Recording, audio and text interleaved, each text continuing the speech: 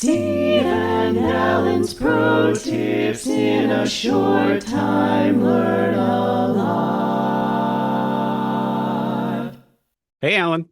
Hey, Steve.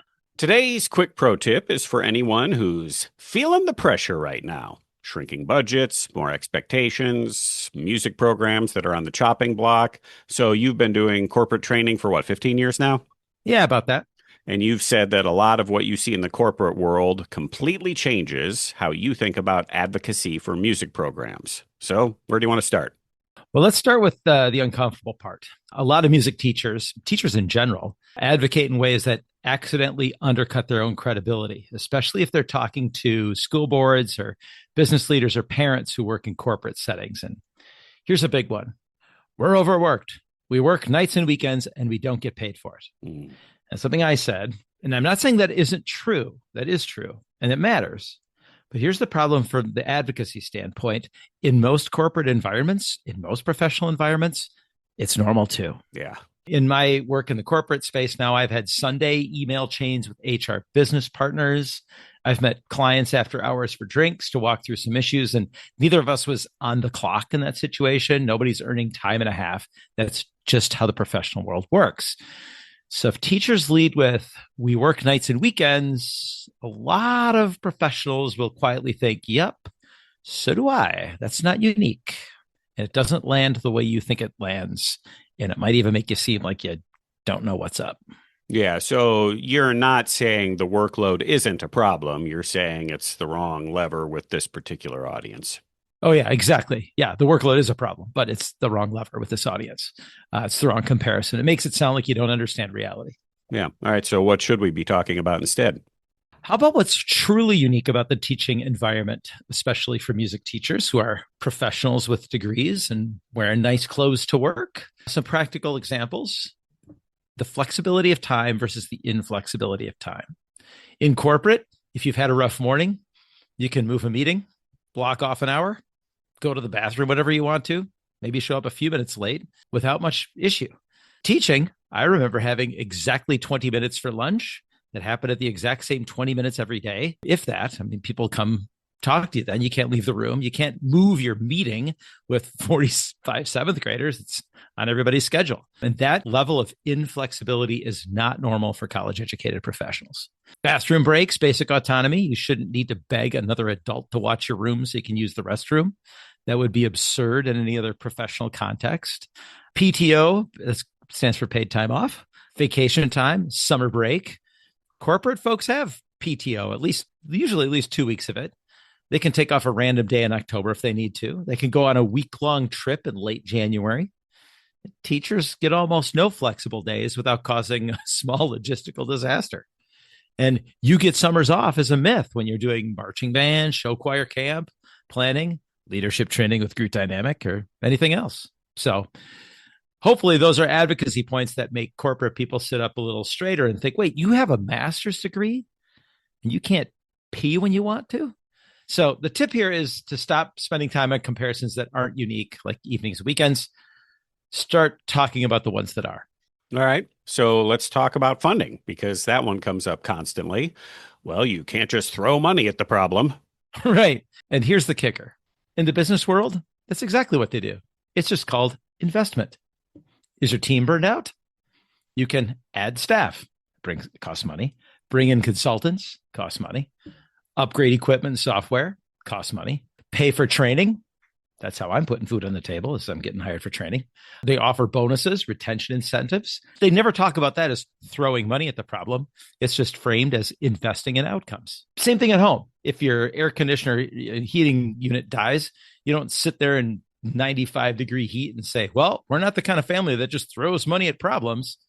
You fix it, replace it. You don't look at worn out, bald tires as a character building opportunity by sliding through the snow. You buy tires. So, suggestion: when somebody says we can't just throw money at schools, you could calmly respond with something like, well, that is how serious organizations solve problems. They invest in people, tools, and time. That's what we're asking for. Investment in student outcomes, investment in engagement, graduation, mental health, workforce readiness, 21st century learning skills, community pride. It's an investment. So you're not whining. You're speaking the same language that's used in every other sector. Okay, we're not whining, but still, how do you put together a long list of all the problems that doesn't just sound like we're complaining? Yeah, no, fair enough. So you shift from complaints to outcomes. So instead of I'm exhausted, I'm underpaid, it's here's what our students are doing despite their constraints. Imagine what they could do if we had one more staff member or instruments that worked or enough buses to get kids places. So, like right now, I teach this is like for example, I teach 6 different preps with no common planning time. I'm still getting kids into honor groups and scholarships. If we funded one additional position, here's what that would free up. Here's what that would mean for student opportunity. Or we rehearse in a room that was never designed for this many students. We make it work, but it impacts sound, focus, safety, hearing safety. Investment in space or equipment would let us serve more kids, reduce burnout. So the shift is less poor me and more here's the return you'll get if you invest. So, what about the tone? Is it like, do we do this in person? Is it written? This is where I see some advocacy groups go sideways because people either sound angry or sarcastic or it comes across that way and it just shuts the door. Yeah, you got to use partner language, not war language. Instead of you just don't support the arts, it's here's how we can work together to make sure every student has access to a high quality music experience.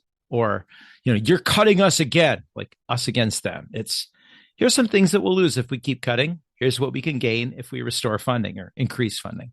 You can still be honest, you can still be firm, but the frame is, hey, we're on the same team. I'm looking at you. I'm assuming that we're on the same team and we're together trying to solve a shared problem. How we give the kids the best education possible. All right. This was a lot. Can you give me the short version, please? Yeah, sure. Sorry, man. So I've been thinking about this for a while. I really appreciate this opportunity. I can tell you've been thinking about this one for a while. Yeah, yes, just sort of is all coming out. Okay, here we go. 3 things: know your audience, reframe money as investment, and tell outcome-based stories, not personal grievances. Okay, number 1, know your audience. Don't lean on I work nights and weekends with people who also work nights and weekends.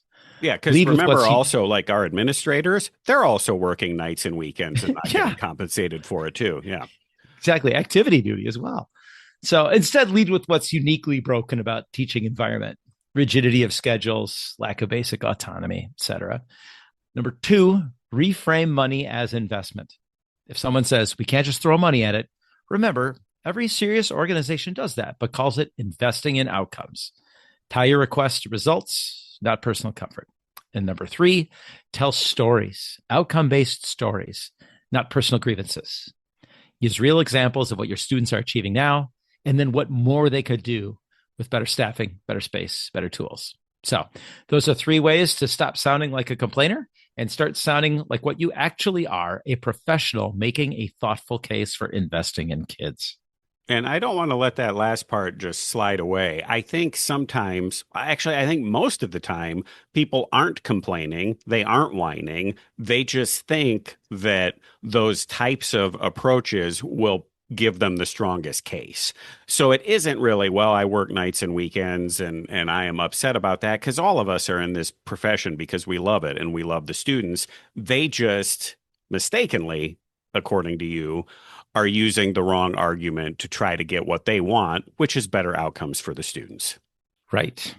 Very good. So smart advocacy, not just loud advocacy. Helpful stuff. Yeah, be clear, be specific, and speak the language of the people you're asking for help. All right. Thanks, Alan. Thanks, Steve. Steve and Alan's pro tips in a short time. Learn a lot.